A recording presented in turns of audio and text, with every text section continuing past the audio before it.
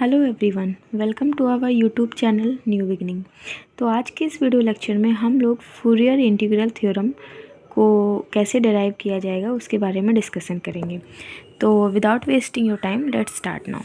तो Fourier integral theorem कहती ये है कि इसका स्टेटमेंट है कि इट स्टेट दैट ये कहती है हमें ये प्रूफ करना है, ठीक है। F X is equals to 1/पाई 0 टू इन्फिनिटी, फिर integration minus infinity to infinity F T cos U T minus x D T D U, हमें ये प्रूफ करना है। अब क्योंकि ये फूरियर इंटीग्रल थ्योरम है तो हम इसे प्रूफ करेंगे with the help of Fourier series, ठीक है। इसमें बेसिकली 3 आपके टर्निंग पॉइंट है इस डेरिवेशन में, जो कि याद रहेगा तो इस डेरिवेशन में कोई प्रॉब्लम नहीं आएगा, ठीक है। टर्निंग पॉइंट को मैंने रेड पेन से मार्क कर दिया है तो आपको समझने में कोई प्रॉब्लम नहीं होगी। तो प्रूफ स्टार्ट होता है, हमें देखो फूरियर सीरीज़ से हमको एक चीज़ पता होनी चाहिए कि फूरियर सीरीज़ किस तरीके से लिखी जाती है, ठीक है। अगर इससे पहले फूरियर सीरीज़ नहीं पता है तो बस फूरियर सीरीज़ के बारे में ये यहाँ तक जो मैंने लिखा है इसे आपको याद रखना है इस डेरिवेशन में, ठीक है। अगर आपने फूरियर सीरीज़ पढ़ा है सो वेल एंड गुड, आपको ये चीज़ें पता होंगी। बट अगर नहीं भी पढ़ा है तो नो प्रॉब्लम, हमारा यहाँ से हमें 2-3 स्टेप बस याद रखने हैं, उसके बाद इस डेरिवेशन में कोई प्रॉब्लम नहीं है, ठीक है। प्रूफ ये है कि we know that Fourier series of a function in -c to c। देखो -c से c में हमारा जो फूरियर फंक्शन होता है, फूरियर सीरीज़ होती है, वो होती है जैसे हम लोग ने टेलर सीरीज़ पढ़ी है तो सबका एक एक्सपेंशन होता है, उसी तरीके से हमारे जो फूरियर सीरीज़ होती है वो होती है F X is equals to a0/2 plus summation n is equals to 1 to infinity an cos n pi x by c plus summation n is equals to 1 to infinity bn sin n pi x by c। तो ये हमारी Fourier series होती है, इसे हम लोग equation number 1 बना लेंगे। अब वेयर a0, an और bn इनकी भी कुछ पर्टिकुलर वैल्यूज़ होती हैं, तो वो वैल्यूज़ क्या है इसे याद रखिएगा। a0 की हमारी जो वैल्यू होती है वो होती है 1/c, क्योंकि ये हमारा फंक्शन जो है -c to c पे है तो हमें -c to c लिमिट लगानी होगी। तो 1/c a0, जहाँ पे ये a0 है इसकी वैल्यू क्या है 1/c integration -c to c F T D T, ठीक है। ये वैल्यूज़ आप लोग याद रखिएगा। a0 की ये वैल्यू होती है, an की क्या वैल्यू होती है, जो कि हमारा यहाँ पे यूज़ हुआ an, तो an की वैल्यू होगी 1/c integration -c to c F T cos n pi T by c D T, ठीक है। याद रखना यहाँ फूरियर सीरीज़ में आपका n pi x by c आएगा, ठीक है। यहाँ पे x रहेगा बट an की जो वैल्यू में यहाँ पे t रहेगा, t dt रहेगा, ठीक है। और याद रखना यहाँ पे कंफ्यूज नहीं होना कि x लगा है तो यहाँ पे dx लगा देंगे, ठीक है, क्योंकि यहाँ पे हमारा इंटीग्रेशन नहीं है, यहाँ पे हमारा क्या है समेशन यूज़ हुआ है, तो हम लोग dx नहीं लिखेंगे, ठीक है। यहाँ पे इसकी वैल्यूज़ जो है वो इंटीग्रेशन के टर्म में है और यहाँ पे वेरिएबल हमारा t है तो हम लोग t dt लिख देंगे, ठीक है। उसी तरह हमारी bn की जो वैल्यू होगी 1/c integration -c to c F T, यहाँ पे क्या होता है cos n पाई t an में और यहाँ होगा sin n पाई t बाई c dt, ठीक है। यहाँ तक आपको बस फूरियर सीरीज़ का कॉन्सेप्ट लगा है और कुछ नहीं, जो कि आप बेसिकली लर्न भी कर सकते हैं कि F X is equals to ये होता है जहाँ पे a0, an, bn की आपकी ये वैल्यूज़ होती हैं, ठीक है। अब हमारी नेक्स्ट स्टेप में क्या करना है, कोई टर्निंग पॉइंट नहीं है अभी यहाँ पे। जब थोड़ा आप इसे सिंप्लीफाई कर लेंगे तब 1-2 स्टेप पे थोड़ा सा टर्निंग पॉइंट आएगा आपके इसको डेराइव करने के लिए, ठीक है। तो हमारा a0, an, bn इसकी जो वैल्यूज़ हैं हमें इस इक्वेशन नंबर 1 में सब्स्टिट्यूट कर देनी है। तो क्या करेंगे नेक्स्ट स्टेप में, substituting these values in equation 1। Equation 1 हमारा जो है a0/2, अब यहाँ पे a0 की वैल्यू है 1/c, तो यहाँ पे बेसिकली क्या हो जाएगा, 2 नीचे है ही है तो हो जाएगा 1/2c और इसकी पूरी वैल्यूज़ क्या है integration -c to c F T D T, इसे वैसे ही लिख देंगे plus summation n is equals to 1 to infinity summation n is equals to 1 to infinity an। अब यहाँ से an की जो वैल्यूज़ है पूरी वैल्यूज़ आप उठा के यहाँ पे an की वैल्यू रख दो, क्या हो जाएगी 1/c -c to c integration F T cos n पाई t बाई c और ये cos n pi X by C ये कहाँ से लिखा गया है, ये यहाँ से लिखा गया है क्योंकि इक्वेशन 1 हमारा क्या है, A N cos n pi X by C है। तो n पाई एक्स तो हम लोग इसका लिखेंगे ही यहाँ पे, ठीक है, और जो ए एन है वो इसकी वैल्यू यहाँ से सब्स्टिट्यूट की गई है। सिमिलरली बी एन के लिए भी हम लोग यही करेंगे कि बी एन के लिए हम लोग क्या करेंगे, summation n is equals to 1 to infinity 1 by C integration minus C to C, और क्या हो जाएगा एफ टी, क्योंकि बी एन की वैल्यू क्या है, F T sine N pi T by C, F T sine N pi T by C, और यहाँ पे क्या है equation 1 sine N pi X by C, तो यहाँ पे लिख देंगे sine N pi X by C D T. ठीक है, अब ये डी टी क्यों आ रहा है, डी टी इसलिए आ रहा है क्योंकि ये वैल्यूज़ में हमारी डी टी है, ठीक है, इसलिए यहाँ पे डी टी आ रहा है, बट कहीं भी डी एक्स नहीं है तो डी एक्स नहीं लगाना, क्योंकि कन्फ्यूज़न एक ये भी हो सकती है कि एक्स है तो डी एक्स भी होगा, बट ऐसा नहीं है, डी टी होगा। यहाँ पे दो ही चीज़ें आएंगी, D T D u, D x नहीं आएगा, ठीक है। तो उसके बाद नेक्स्ट स्टेप में करेंगे क्या, नेक्स्ट स्टेप में ये करेंगे कि फर्स्ट वाले टर्म को ऐसे ही लिख लेना है एज इट इज़, तो 1/2c ये वाला टर्म हमारा एज इट इज़ लिखा है, और इस वाले टर्म में और इस वाले टर्म में आपको कॉमन क्या दिख रहा है, कॉमन ये दिख रहा है कि summation n is equals to 1 to infinity 1 by C integration minus C to C F T D T, ये इस वाले टर्म में भी है और इस वाले टर्म में है, तो ये और डी टी इसे हम ले लेंगे कॉमन। तो कुछ नहीं किया है, पहला वाला टर्म एज इट इज़ लिखा है, उसके बाद सेकंड वाले टर्म में हम लोगों ने किया ये है कि इस चीज़ को कॉमन ले लिया है, तो summation n is equals to 1 to infinity 1 by C integration minus C to C F T D T, इतना कॉमन हो गया है। उसके बाद 9 ब्रैकेट लगाएंगे, तो अब देखिए इतनी चीज़ें तो हमारी कॉमन चली गई, तो हमारा बचा क्या, बचा ये कि cos N pi T by C, cos N pi T by C, और cos N pi X by C, ये बचा, ठीक है, डी टी भी क्योंकि इसके साथ कॉमन हो गया बाहर। उसके बाद इस वाले टर्म में क्या बचा, ये भी चीज़ें आपकी इतनी कॉमन हो गई है, प्लस डी टी भी गया है, आपका बचा क्या है, sine N pi T by C, तो बचा है plus sine N pi T by C और sine N pi X by C, ठीक है, हमने कुछ नहीं किया है, बस कॉमन लिया है। उसके बाद इधर के टर्म को आप एज इट इज़ ऐसे लिखते जाइए, ठीक है, और यहाँ पे आपका एक फॉर्मूला बनेगा cos A cos B plus sign A sine B, जो कि होता है कॉस ए माइनस बी।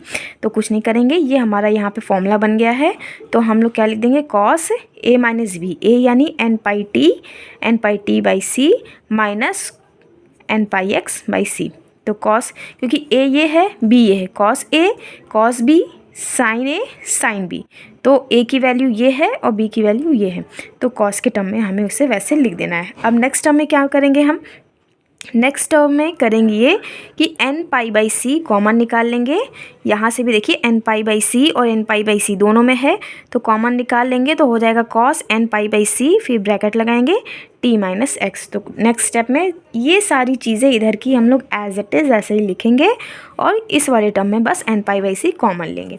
तो देखते हैं इस स्टेप में क्या हुआ है, ये वाली पीछे की चीज़ें सारी चीज़ें वैसी हैं, यहाँ में बस आपका N pi by C common हो गया, टी माइनस एक्स पहले ही एक्सप्लेन कर दिया, ठीक है।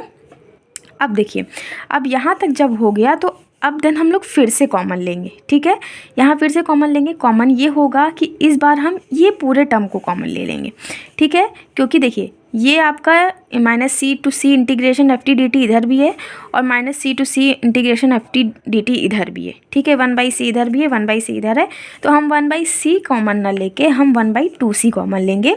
तो ये वाला पूरा टर्म हमने एज इट इज़ कॉमन ले लिया, तो जब ये वाला कॉमन हो गया तो यहाँ पे क्या बचा, 1 बचा, ठीक है, तो ब्रैकेट लगाएंगे 1 और प्लस 2 कैसे बचा, क्योंकि हमने 2c कॉमन लिया है, तो यहाँ पे 2 करेंगे तभी कैंसिल होगा और 1 आएगा, तो यहाँ पे आ गया 2। उसके बाद summation n is equals to 1 to infinity, अब ये वाला टर्म पूरा आपका कॉमन हो गया, तो यहाँ बचा आपका cos N pi by C T minus X, आपका यहाँ पे ऐसे हो गया, ठीक है। इसे इक्वेशन नंबर 2 बनाना है। अब हमें ये पता है कि आपका जो कोसाइन होता है वो इवन फंक्शन होता है, आपको यहाँ पे लिखना है कोसाइन हमारा क्या है, इवन फंक्शन है, और cos minus theta cos theta के इक्वल होता है। तो पहला टर्निंग पॉइंट मैंने कहा ना, बस 2-3 टर्निंग पॉइंट होगा। पहला टर्निंग पॉइंट ये है आपका कि जो आपका ये वैल्यू आया 1 + 2 और दिस, तो इसे हमें इक्वल लिखना है summation minus infinity to infinity कुछ नहीं करना है, आपको एज इट इज़ ऐसे ही लिखना है। अगर ये चीज़ें याद ना हो तो यहाँ से याद रखिए कि जो इन्फिनिटी आपका गया है एन जो है 1 टू इन्फिनिटी गया है, बस आप उसको लिखोगे N is equals to minus infinity to infinity, बाकी ये चीज़ें एज इट इज़ वैसे ही रहेंगी। ठीक है, वो इसलिए हुआ है क्योंकि जब हम इसे ब्रेक करेंगे, इसके पीछे कॉन्सेप्ट ये होता है कि जब हम इसे ब्रेक करेंगे माइनस इन्फिनिटी टू ज़ीरो, तो वहाँ पर कॉस ज़ीरो की वैल्यू आपकी, देखो N is equals to 1 to infinity में कोई प्रॉब्लम नहीं है, लेकिन ज़ीरो की वैल्यू वहाँ पे 1 आ जाती, इसलिए ये 1 साथ में ऐड भी होता है। तो थोड़ा सा इसके पीछे मैथमेटिक्स लगी है, but for the test purpose आप इसे याद रखिए कि यहाँ पे आप इसको पूरे को आप लोग ये लिख सकते हो कि N is equals to minus infinity to infinity cos, और ये बारी चीज़ें तो वैसे ही रहेंगी। ठीक है, तो ये वाले टर्म को हम पूरा जो है क्या लिख देंगे, ये 1 और ये समथिंग ये सब हटा के N is equals to minus infinity to infinity लिख देंगे, और ये क्वेश्चन नंबर हमारा 3 बन जाएगा। तो फर्स्ट टर्निंग पॉइंट याद रखना है। उसके बाद हुआ ये है कि ये चीज़ें आप बाकी एज इट इज़ ऐसे लिखते जाइए। ठीक है, एज इट इज़ ऐसी चीज़ें आप लिखते रहेंगे।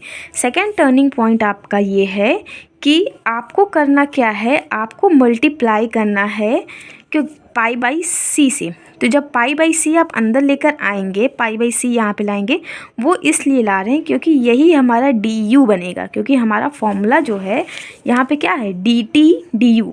तो देखोगे आप तो आपकी ये चीज़ें हो रही हैं, क्योंकि लगभग आपका सोल्यूशन पहुँच रहा है वहाँ तक। कॉस एन पाई सी टी माइनस एक्स आ गया टी में, तो लगभग पहुँच रहा है। लेकिन यहाँ पे एक चीज़ देखो, यहाँ पे क्या है, cos U T minus x, और यहाँ पे हमारा क्या आ रहा है, cos N pi by C.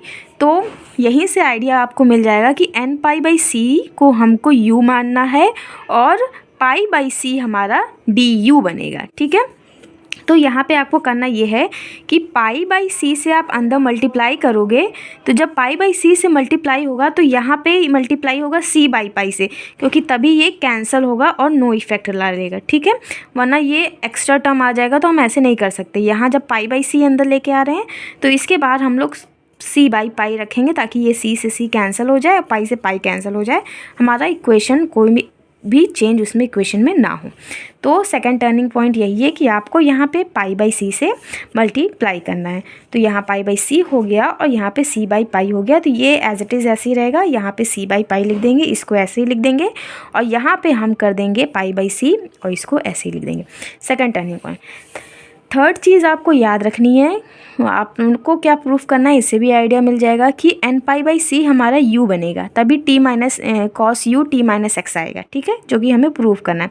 तो आप लोग याद रखो कि इसे मान लो एन पाई बाई सी आपका यू है और ये पाई बाई सी आपका डी यू है। ठीक है, ये चीज़ें याद हो गई। अब यहाँ पे देखो, एक एजम्पशन लेना है। एजम्पशन ये लेना है कि and assuming that C increasing infinitely, जो हमारी लिमिट्स लगी है, ये सी जो लिमिट्स लगी है, हम ऐसा मान ले रहे हैं कि वो इंक्रीज़ कर रही है इनफाइनाइटली। ठीक है, यहाँ से ये भी चीज़ देखो कि ये सी आपका कैंसिल हो जाएगा। ठीक है, यहाँ 1/2 पाई बचेगा। तो जब वो इनफाइनाइटली इंक्रीज़ कर रही है, तो यहाँ पे ध्यान रखिएगा, यहाँ पे हम लोग जब लिमिट लगाएंगे, एक टर्म मैंने नहीं लिखा है कि वहाँ पे लिमिट आपकी सी टेंडिंग टू इन्फिनिटी होगा, तो ये समेशन आपका चेंज हो जाएगा इंटीग्रेशन में। ठीक है, समेशन चेंज हो जाएगा इंटीग्रेशन में, तो ये summation N is equals to minus infinity to infinity नहीं होगा, वहाँ पे तब आपका हो जाएगा integration minus infinity to infinity. तो बस ये चीज़ आपको लिख देनी है। उसके बाद आपका क्या करना है, F X is equals to ये सी से सी आप कैंसिल करोगे, 1/2 पाई। अब देखो, मैंने कहा कि सी आपका इंक्रीज़ कर रहा है इनफाइनाइटली, तो अब यहाँ पे ये सी लिमिट नहीं हो जाएगी, अभी हो जाएगी minus infinity to infinity F T D T, and then इधर क्या हो जाएगा, ये मैंने कहा ना, जब आप ये एज्यूम कर लेंगे कि ये इनफाइनाइटली इंक्रीज़ कर रहा है, तो ये समेशन हट के यहाँ पे अब आपका आ जाएगा इंटीग्रेशन, तो वो हो जाएगा माइनस इन्फिनिटी टू इन्फिनिटी, और ये हो जाएगा कॉस, और हमने माना है कि एन पाई बाई सी हमारा यू है, तो यहाँ पे हो जाएगा cos U T minus X, and ये भी कहा है कि pi by C D U है, तो ये इंटीग्रेशन के अंदर आ जाएगा, ये हो जाएगा डी यू। ठीक है, अब इंटीग्रेशन की एक प्रॉपर्टी होती है, वो प्रॉपर्टी ये होती है कि अगर आपका ये माइनस इन्फिनिटी टू इन्फिनिटी है, तो अगर आपको इसको 0 से इन्फिनिटी करना है तो एक 2 से मल्टीप्लाई हो जाएगा। तो बस यही वाली प्रॉपर्टी हम लोग अप्लाई कर देंगे कि हमने इस माइनस इन्फिनिटी टू इन्फिनिटी को क्या कर दिया है, 2 बाहर कॉमन मतलब लिख देते हैं, क्योंकि इंटीग्रेशन की प्रॉपर्टी होती है। तो 2 इसका बाहर हो गया और लिमिट चेंज हो गई 0 टू इन्फिनिटी। तो हमारा क्या हो गया 1/2 पाई, ठीक है, 1/2 पाई और 2 बाहर, तो हो जाएगा 0 से इन्फिनिटी। फिर ये वाला integration minus infinity to infinity. अब फिर चाहे आप इसको पहले लिखो, इसको लिखो cos u t minus x f T D u d T, ठीक है। ये आपका प्रूफ हो गया। यहाँ पे एक चीज़ और, ये 2 से 2 आप कैंसिल कर देंगे तो आ जाएगा 1/पाई। तो जब नीचे 1/पाई आ गया, 0 to infinity integration minus infinity to infinity cos u t minus x f T D u d t. तो ये आपका, यही आपका प्रूफ करना था फूरियर इंटीग्रल थ्योरम में। यही आपका सेम चीज़ डेरिवेशन है। देखिए 1/पाई आया है, वो क्यों, क्योंकि 2 कैंसिल हो गया। 0 to infinity minus infinity to infinity F T cos U T minus x D T D u, ठीक है। होप सो इस वीडियो लेक्चर में आप लोग को इसका डेरिवेशन समझ में आया होगा। Thank you.